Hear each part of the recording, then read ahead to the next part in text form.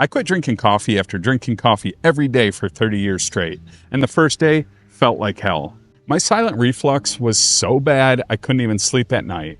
My voice was getting hoarse. I could barely even talk some days. But then something surprising happened on the next day. I thought I'd feel awful for weeks, but the headaches vanished after just one day. Since then, I've slept better, I've saved money, and my smile's even whiter. There's one thing I do miss though, but it's not enough to make me go back. Let me tell you a bit about my daily routine. So for 30 years, I would get up in the morning and I would start with a cup of coffee, and then I would fill up my large mug, usually one of those large Yeti Rambler mugs. I'd fill that up and take that with me to work.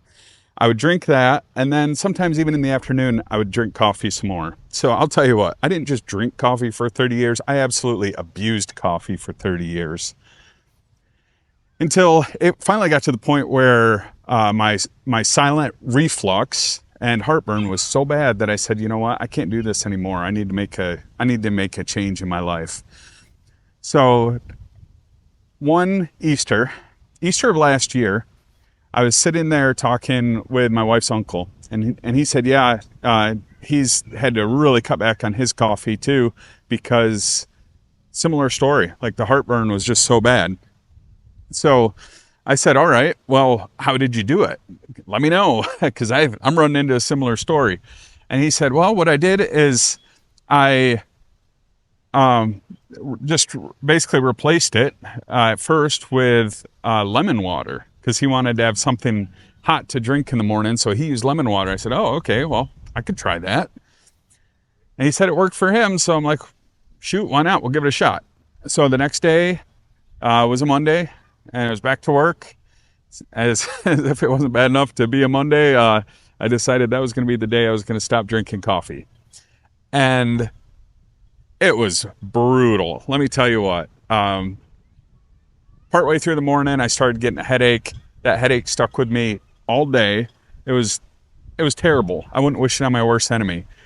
The headache stayed with me all through the day, even in the night. So I kept drinking water, thinking, okay, maybe I'm just feeling dehydrated or something like that. It's like, no, this is 100% withdrawal symptoms from being addicted to caffeine. And it wasn't pretty. I mean, I can laugh about it now, but at the time, it was absolutely awful. But the good news is it only lasted one day. The next day I woke up again, said, okay, maybe today's going to be better. And yeah, lo and behold, it was leaps and bounds better the next day. No more headache. I was still kind of feeling some fatigue, but not nearly as bad as what I thought. So after about a week or so, like, you know what, this isn't so bad. I even started seeing some improvements with my heartburn and acid reflux and things like that. So I knew I was on the right track. So some of the other changes that I noticed was just the way my energy bounced back. They say, hey, you're gonna not crash as much when the caffeine wears off, and I agree 100%. That was definitely the case for me. The afternoon crash didn't happen, which I was really grateful for that. One of the strange things that I really appreciate about not having the coffee addiction anymore is not having to carry around a mug everywhere I go. Going to meetings, traveling to work in the morning, it was like a ball and chain in a lot of ways, that like, okay, I got to carry my coffee, and then, kind of had that mentality of, yeah, nobody talked to me in the morning until I've had my coffee. And now I look back at that, I'm like, that was kind of stupid. Like, why did I do that? In many ways, it might have even hurt some relationships. I don't know. There's also a monetary benefit of stopping coffee. Like, I know my daughter loves Starbucks. If you've seen other videos on this channel, you'll know about my daughter's love for Starbucks. And, she'll go and she'll spend $6 or $7 every time she goes, just for her. If she's got friends with her, sometimes she'll buy them coffee, or her boyfriend, which is great and all, but it's like, wow, that really adds up over time. So that was a nice benefit as well. Now, I can't say I've completely given up caffeine. Eventually I did say, you know what, I'm gonna have a cup of black tea, try that in the morning and see if that gives me, a little bit of pick-me-up without allowing me to go completely overboard like I used to do with my coffee. And that's really helped. I've enjoyed trying different kinds of teas, both regular and decaffeinated. But right now my go-to is just a cup of black tea, and that, to me, it feels like an appropriate amount of caffeine. It doesn't really trigger my heartburn and my silent reflux. So that's a win-win if you ask me. Also, occasionally, maybe one of my guilty pleasures is diet soda. So sometimes I'll have a Coke Zero or something like that with lunch or in the afternoon, but not every day. So definitely trying to kind of hold back on the caffeine as much as I possibly can. So there are some things I miss about not drinking coffee. Probably the biggest thing is just the social aspect. It's just a thing that a lot of people do. It's like, hey, let's get together, let's have some coffee. Like at our church, potlucks are a big deal, and sometimes I like a cup of coffee there with friends, and enjoying that conversation over a nice cup of coffee.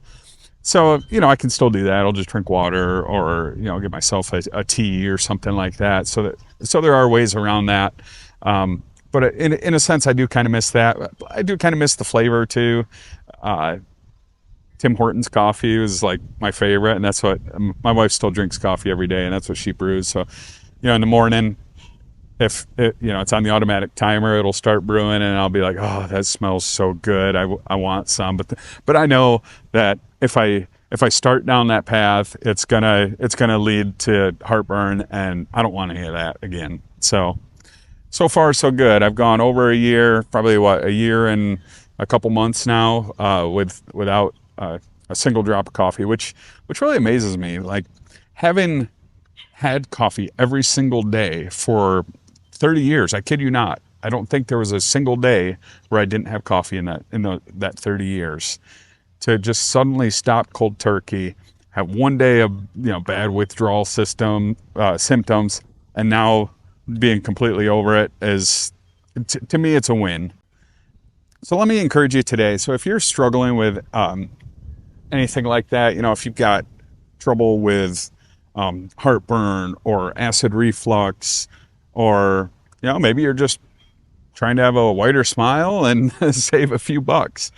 If you have a caffeine addiction, I'll tell you what, it's not that bad to overcome. I did it. If I can do it, anybody can do it. So I will encourage you to go ahead and try it. Now, I think one lesson learned maybe would be, maybe don't do it the cold turkey way that I did, but instead kind of wean yourself off so you don't have to deal with the splitting headaches like I did. But it definitely can be done. Make sure to like and subscribe if this helped. Liking this video really goes a long way in helping get my message out to other people that need to hear a health tip such as this. Drop a comment below. If you're thinking about quitting coffee, I'd like to hear about it. Drop a comment, tell me about your struggles or challenges there, and let me encourage you. So if you enjoyed this video, I think you're going to love this next video that's popping up on your screen next. I'll see you there.